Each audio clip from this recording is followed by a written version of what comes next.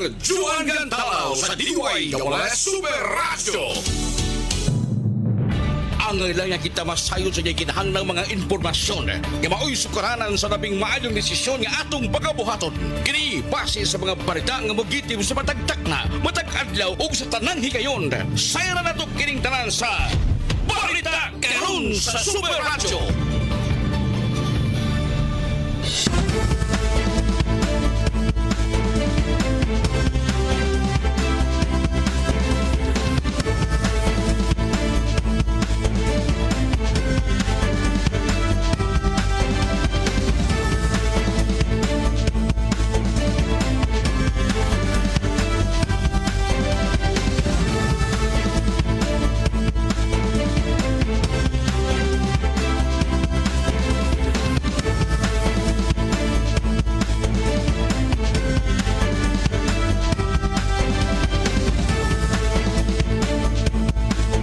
Sugbo, Kabisayan ug Mindanao, maayong hapon. Sa bisan asang parte sa kalibutan, maabot ning atong pagsibya. Maayong buntag, maayong udto, maayong hapon, maayong gabi diha kaninyo. Adlaw karon nga Sabado, petsa 1 sa buwan sa Nobyembre 2025 mga kapuso.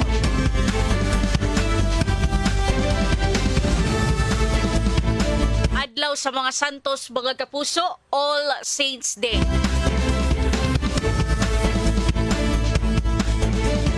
Welcome sa laing edisyon sa atong newscast. Labing labas ug labing init nga mga balita. Akong ihatod din na kaninyo ini sa ato ang newscast, ang WS sa Balita Karon. Ako inyo anchor woman, Super Joan Gantalaw. Super Juan Gantalaw sa DYWS Super Radio. Madungog ta live sa radio sa 999 kHz nga dayan ug sa ato ang Facebook Live pinagi sa atong Facebook page ang DYWS Super Radio GMA.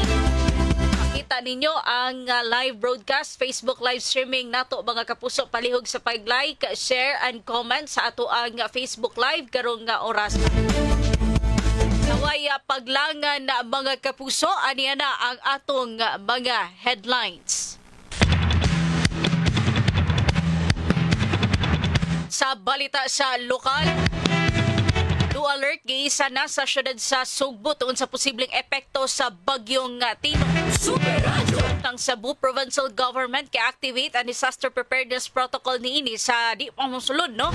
Ang bagyo sa nasod. Super Radio! Ang Governor Baricuato gi-activate usab ang Special Preparedness and Response Plan ilabi na sa mga lugar nga padayon ang pagbangon gikan sa magnitude 6.9 nga linog. Super Radio! Malita dito sa kauluhan mga kapuso.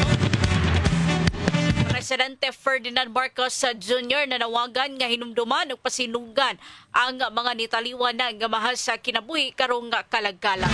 Super Radio! Atang isab ninyo mga kapuso ang situational report ng mga kaubanan sa gawas, mga menteryo sa nagkadaiyang bahin sa syudad mga kapuso. Super Radio! Super Radio! Super Radio! O kato ang mga headlines sa WS Balita Karon.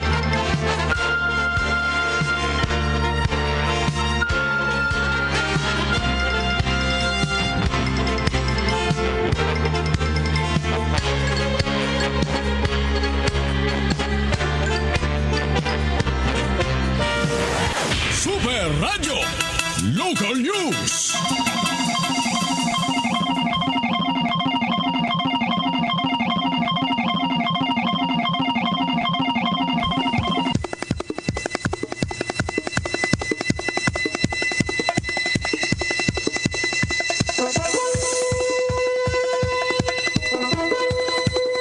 Sa balita sa lokal, opisyal na nga giisa sa kagamhanan sa dakbayan sa Sugbo ang alert level status.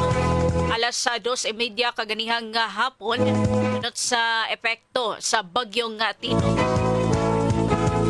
Hilot sa posibleng epekto ni Bagyong Tino. Kinigiisa ni Cebu City Mayor Nestor Archival kauban ang Cebu City Disaster Risk Reduction and Management Council o kung CCDR-RMC o Cebu City Disaster Risk Reduction and Management Office. Matod ni CCDR-RMO President Meteorologist retired Pag-asa Visayas Director Oscar Tabada.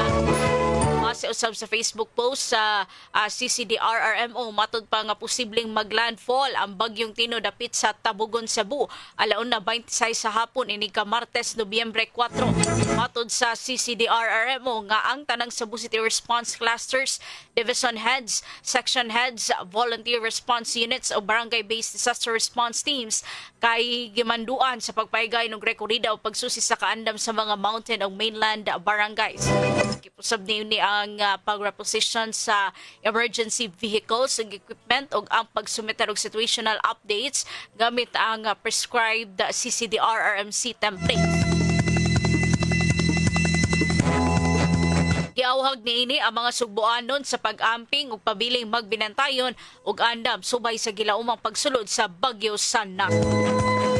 Super Radio. Pika sa bahin, i-activate na sa Cebu Provincial Government ang Disaster Preparedness Protocol niini sa di pa mosulod ang Tropical Depression na Tino sa Philippine Area of Responsibility o CONPAR o gilauman nga moagi dinhi sa Sugbo sa sunod na semana.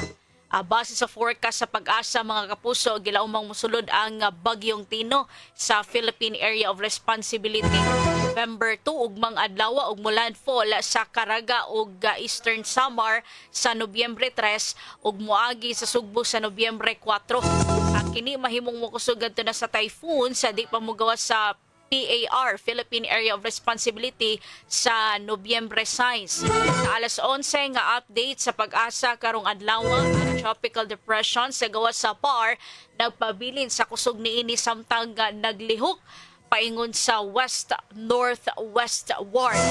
Sa direktiba ni Governor Pam Bariccuatro, ang Provincial Disaster Risk Reduction and Management Council o kung PDR-RMC ang itataw sa panginahanglan alang sa heightened vigilance nga nagtumbok sa posibilidad sa kusog nga mga pag-ulan mga kapuso, kusog nga mga pag-ulan mga kapuso, pagpanugdo og kilat, pagbaha og pagdahili sa yuta labi na sa mga high risk og mountainous areas. Ang disaster plan sa probinsya matud pa nagtumong sa pag-minimize sa casualties o pagprotekta sa kinabuhi, mga properties o kabtangan ug mga infrastruktura. Ang search, rescue o rapid damage assessment teams naka-standby na. Gimanduan na usab ang mga municipal ug city DRRMOs samtang gimobilize usab ang ubang opisina sa Kapitolyo. Super Radio.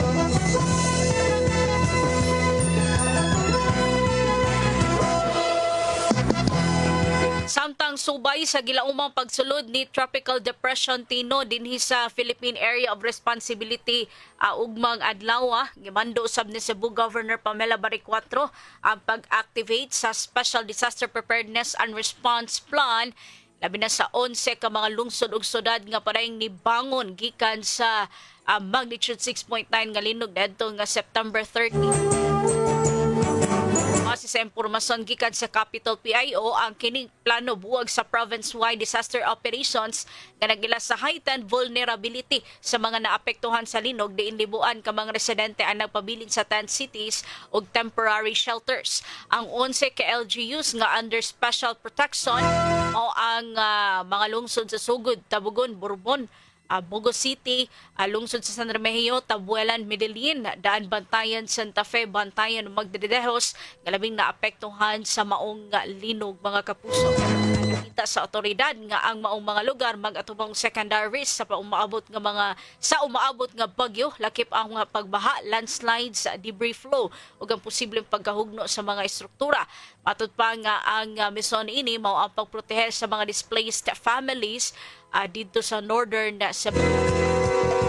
Matod sa Capital PIO nga sa maong plano ilang i-activate ang Emergency Operations Center pag-deploy sa search, rescue ug rapid damage assessment teams, mag-isog advisories nga nagtataw sa preemptive evacuation, Laing koordinasyon sa Pag-asa, OCD ug LGUs ug paggamit sa tanang communication channel.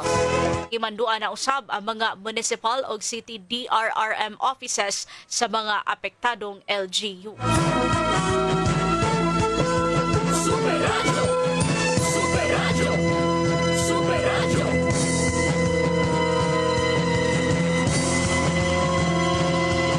Samtang sa pikas sa bahin mga kapuso atong i-update no ang gawas nga bahin sitwasyon karon sa samang diha sa Dakbayan sa Mandaue. Ato i-check mga kapuso na si Super Norman Mendoza live. Super Norman, pasok. Ang Super Radio Super Balita atong ninyo sa Centrum Silver Advance. May nutrients adjusted for age 50 plus. Tulong para malakas ang resistensya, healthy heart and sharp memory. The #1 multivitamin for age 50 plus. Norman Mendoza sa Super Radio! Super Norman, pasok.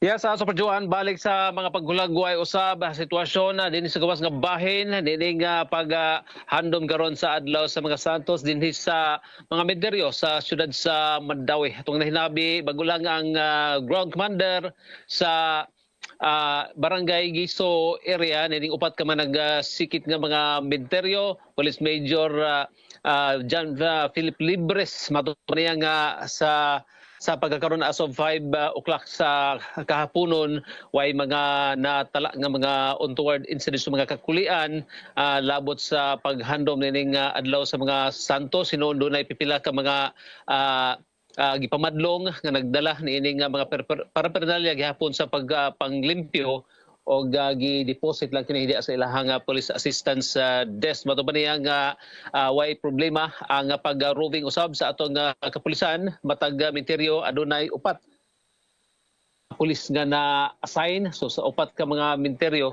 aduna sila 16 ka mga tao o aduna sa mga barangay tanod o ang mga force multiplier nga nag-communicate kung adunay mga untoward incidents nga mahitabo nasa mga personnel gikan sa DRRMO o doon na tayo daghan ng mga emergency vehicles ang ila asab nga gi andam kagani medyo init-init doon ay pipilang nga mga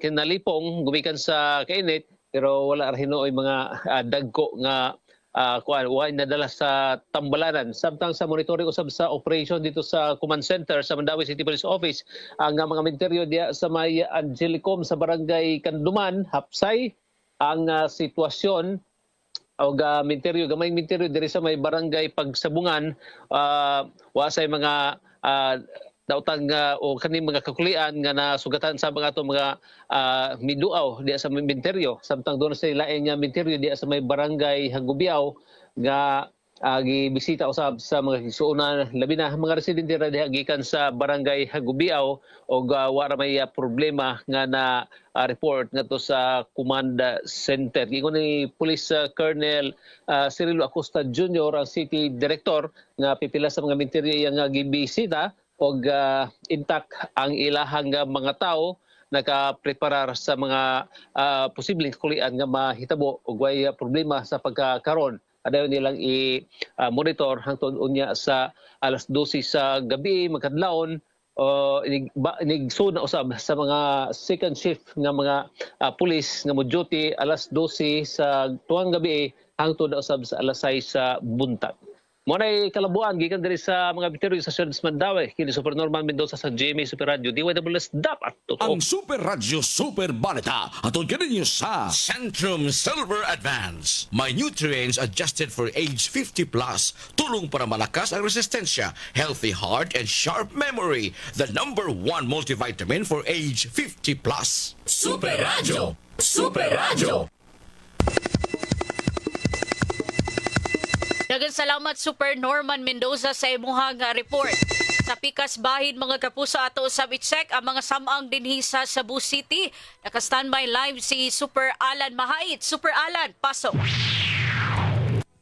Gumikan na naghuot na ang mga sakyanan babang bahin sa may Cebu Memorial Park aning dakbayan sa Sugbo gipatuman karon sa city traffic ang no left turn gikan mismo diri sa may Banilad Patigoga to mismo sa syudad di makaagi ang nasgutan nga sakyanan direkta paingon nga to mismo sa may Cebu o Sim Park aning dakbayan sa Sugbo adto sa kamulusot o adto sa Sim Park mulusot sa kanto mismo sa may IT Park o ang IT Park nga area nato dito i-agyanan pa pwede ka ditong mo left turn o mo right turn ka dito pwede hindi makadiretso ka nga mismo sa may Sim Park may ilang gihatag instruction na kanabigita rin gumikan naghuot ang sakyanan dito lapit sa may babang bahin sa naisgutan nga samang atong dito gisulod ang naisgutan nga area asama sa gihapon ay mga kontrabando na kumpiskar atol sa gibayayon nga pag-check sa mga tao nga nisulod diha mismo sa samang gibana-bana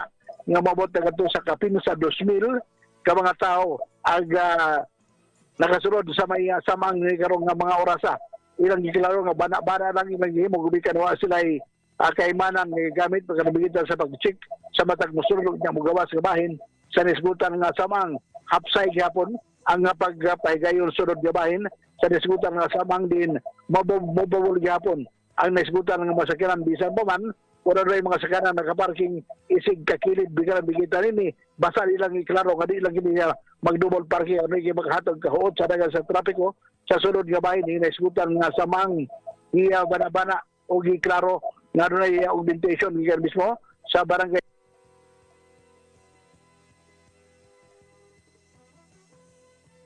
Super Alan.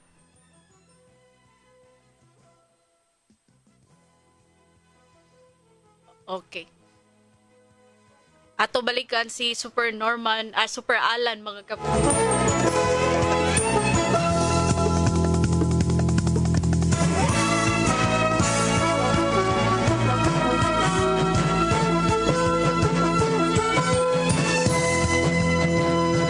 Kalabot na sa situation sa samang sa Cebu City. Okay, atong balikan si Super Alan. Super Alan. yes wala na putol da ang mga ambulansya sa may habig diri sa Mandawi at dito nakaman sa may area sa may Okay. Putol na sa niyang linya Super Jules. Okay. Super Alan.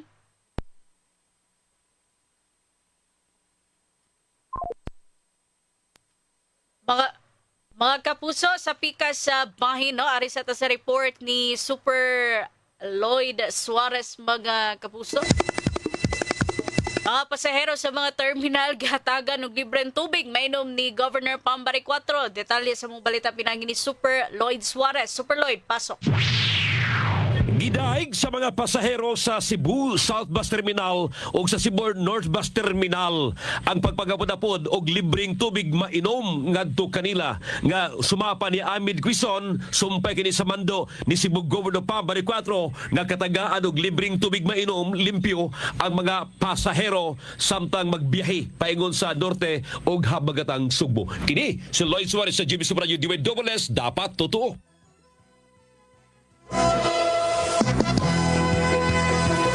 Super Radio.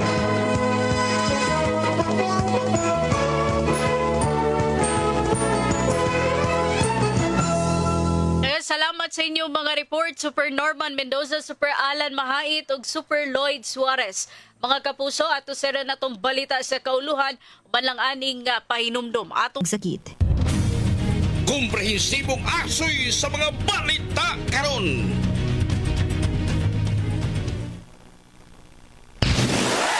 Super Radio. National News.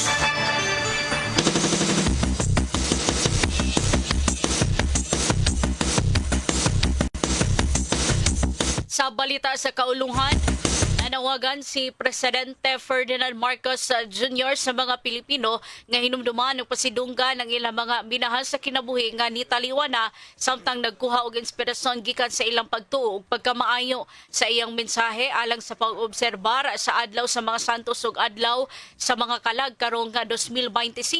Gimugatan sa Presidente ang kaminungdanon ining panahona isip usa ka oportunidad sa pagpalalom sa pagpatuo sa pagtuo, pagpalig-on sa moral nga pundasyon sa nasod ug paghandom sa way katapusan bisan pa man sa kasakit ug pagantos.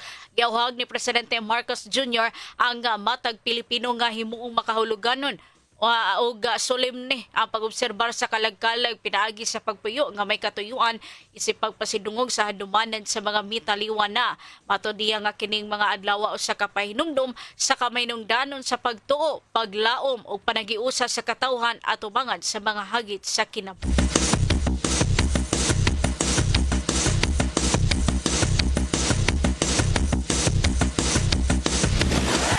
Super Radio Weather News.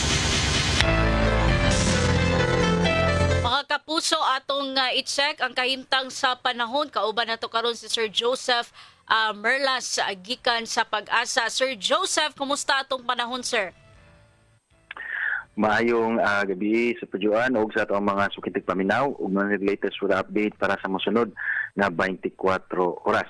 Padenta nag-monitor aning bagyo gawas sa atong Philippine Area of Responsibility nani sa tropical depression category ug sa atong latest na data adto balas sa hapon himutang ang sentro sa maong tropical depression sa 1,370 kilometers silangan nga bahin sa may northeastern Mindanao. Nani dilang hangin nga 55 kilometers per hour sa sentro unay gustiness o pag-usukuso sa hangin nga dili molapas sa 70 kilometers per hour.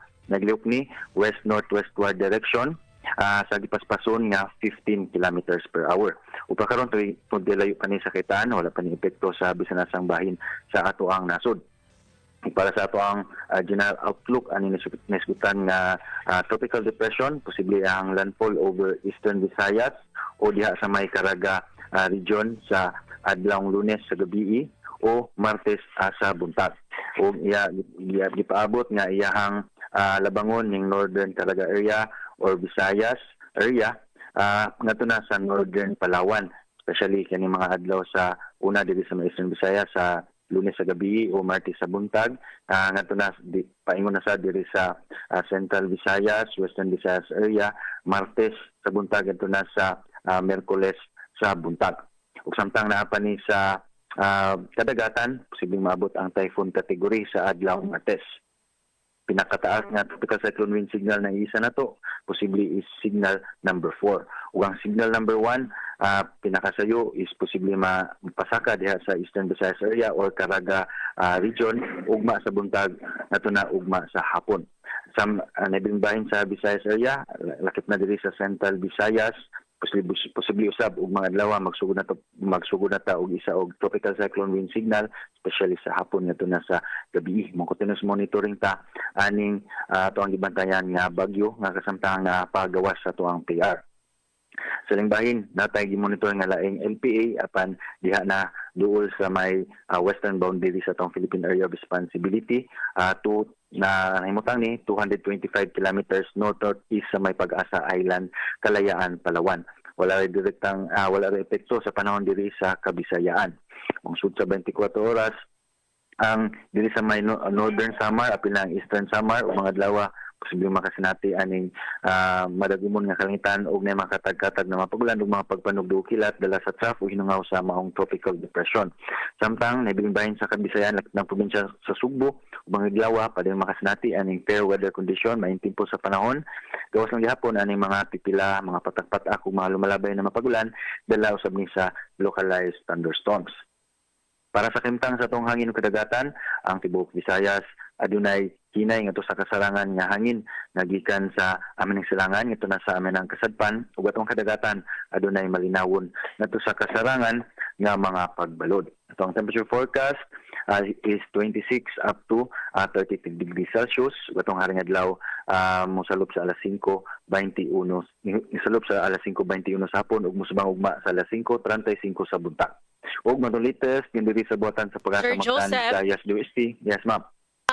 Posible ba ugma mosulod ni ang bagyo? Si Makasud ni sa ato ang Philippine Area of Responsibility ugma sa buntag o ugma sa hapon. okay. Thank you, Sir Joseph. Wise sa ma'am, maayong gabi. Daghang salamat Sir Joseph Merla sa paghatag og update kabahin na sa incoming no umaabot nga bagyo si bagyong Tino mga kapuso as of now naa pa siya sa gawas sa Philippine Area of Responsibility apan ugma sa hapon ugma mga kapuso gilauman nga mosulod na ni siya sa Philippine Area of Responsibility mga kapuso. Mga kapuso, ang kahintang sa panahon may nagpupos atong newscast karong kapuna apat sa di patahingpit nga manamilit ato sang balikan ang atong mga headlines.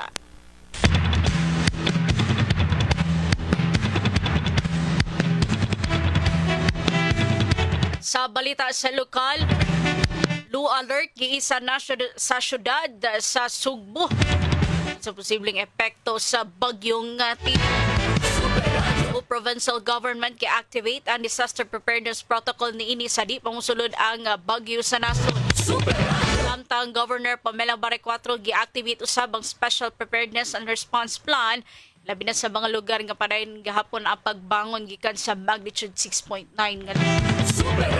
Malita dito sa kauluhan, Presidente Ferdinand Marcos Jr. na nawagan nga hinumduman og pasidunggan ng mga nitaliwan na nga minahal sa kinabuhi karong kalagkan.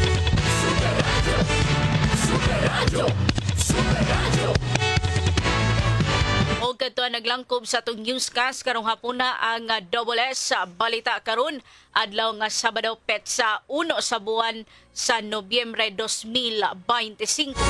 Sunod sa di madugay ang 24 oras sa replay mga kapuso. Daghang salamat sa mga naminaw sa ato ang sa radyo no pinaagi sa 999 na kilohertz nga daya sa radyo.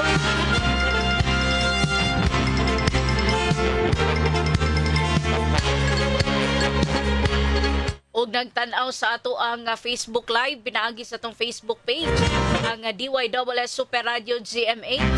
Nagtan-aw sa Facebook Live si Ma'am Annalyn Saldivar.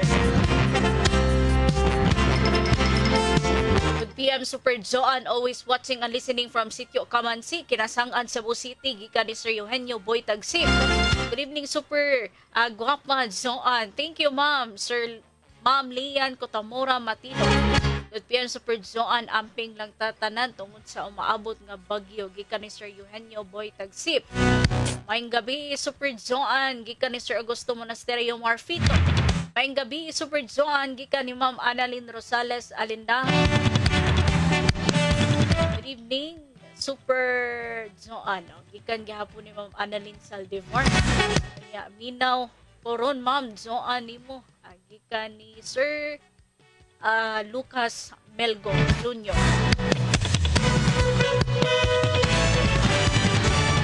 Imo atong anak sir nga engineer imong giingon nga comment pag last nalimot naman ko oy Sir Lucas.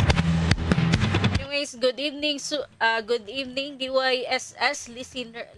Good evening DYSS listener, especially Super Guapa Joan from Suba Basbas Lapu-Lapu City. Gikan gihapon ni Ma'am Leyan Cotamora Matino. Okay, salamat ninyo sa itong mga listeners o ato ang mga Facebook live viewers. Okay, salamat ninyo mga kapuso. Sunod aning ato ang programa ang 24 oras replay standby lang mo mga kapuso. Ato nakauban si Super Norman Mendoza, Super Alan Mahait, Super Lloyd Suarez mga kapuso. Akong kauban karon sa Master's Control si Engineer Julius Malinaw sa atong transmitter side si Sir Franklin Lagos. Sir Franklin, sir? Si Sir Danny Albano. Sorry kayo. Sir Danny, sir. Ato ang News Director Super Fast Anthony Inso, Program Director Super Algin Abakita, Station Manager Super Kita Matos Cortez. Ako si Joan Gantalaw, magayong kaninyo daghang salamat sa pagpaminaw ug maayong gabi kanatong tanan. dapat totoo. Komprehensibong asoy sa mga balita o kalambuan sa mga balita. Hingpitin hatod na mo kaninyo pinagis tulumanon. Balita karon. Hangtod daw sa sunod higayon. Salamat sa iyong pagpaminaw.